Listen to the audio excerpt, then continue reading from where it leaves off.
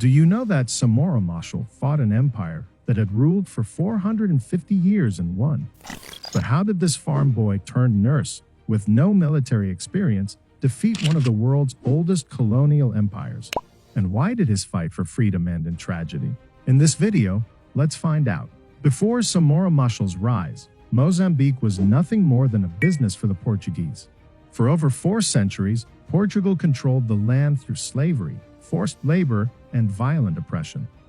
Africans were stripped of their land and identity and reduced to a source of labor for the settlers. They were forced to pay heavy taxes to the colonial government, and if they couldn't afford them, they were sent to work in fields, mines, or construction projects, often in horrific conditions. Machel's own family knew this suffering firsthand. His father had to leave home for over a decade, working in the dangerous gold mines of South Africa just to earn enough to survive under Portuguese rule. His brother followed the same path and never returned.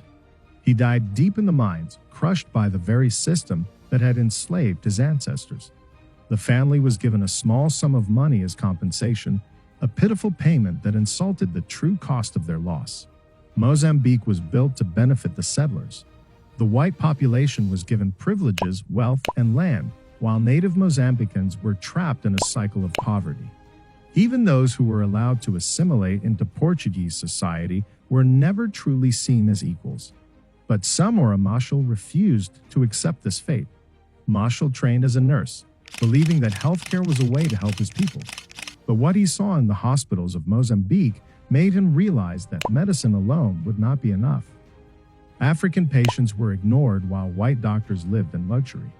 The system was rigged against his people at every level.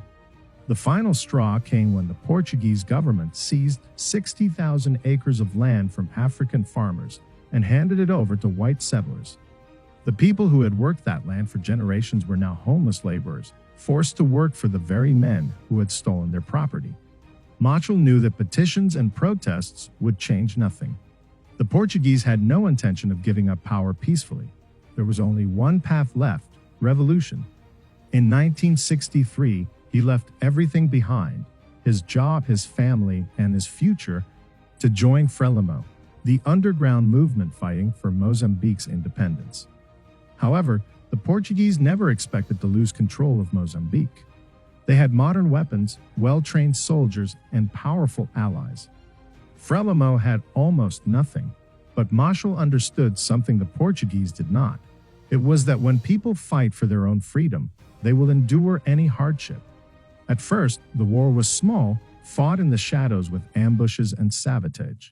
But as Frelimo gained ground, more and more Mozambicans joined the fight. Villagers hid the fighters and gave them food. Teachers educated children in secret schools inside the liberated zones. Doctors treated the wounded in hidden jungle hospitals.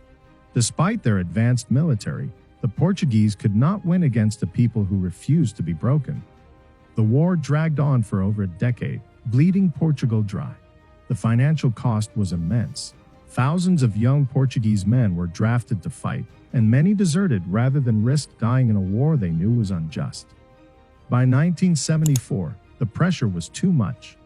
The war had sparked an anti-government uprising in Portugal itself.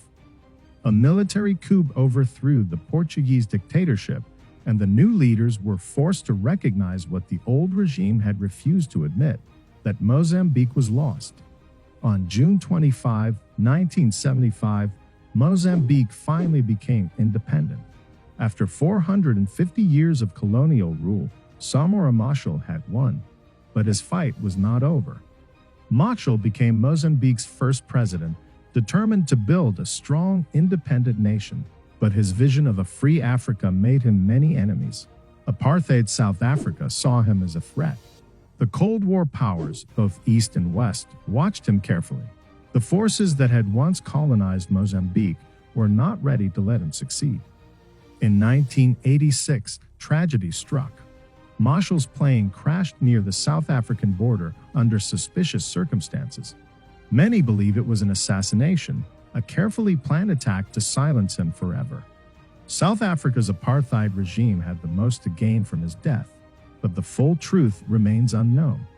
His death was a devastating blow, not just to Mozambique, but to the entire African liberation movement. The man who had fought for so long, who had dedicated his life to his people's freedom, was gone. Here's a quick question. Do you think Samora Machel's death was actually an assassination to punish him for what he did?